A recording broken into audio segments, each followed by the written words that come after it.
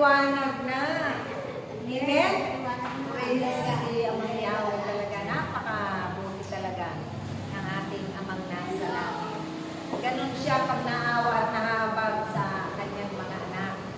Paulit-ulit natin kinuulit, nanaway, hindi na lumakas yung ulan.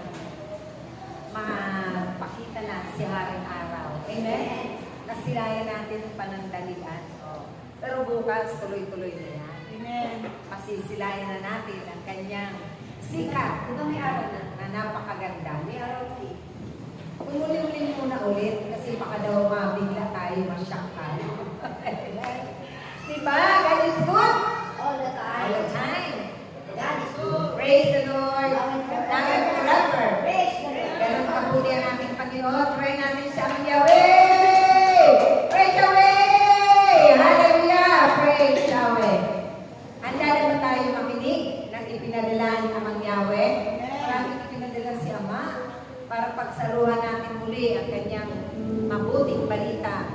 Salita ng Diyos na makapangyarihan at nagbibigay pag-asa. Andiyan na ulit ang liwanag ni Haring Araw. Amen? Palakpakan natin ang kabutihan ng ating Amang nasa langit.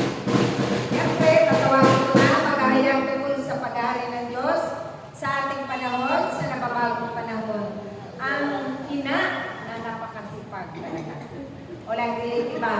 Patuloy na pinalalakas, pinatitibay, pinatatatag ang kanyang mga tuhod kahit kung saan nararamdaman niya, nararating niya yung paghayo na talagang kaloob ni Amang Yahweh. Walang iba ang ating maganda. Kaya na sa bagong Jerusalem, ang magayag tungkol sa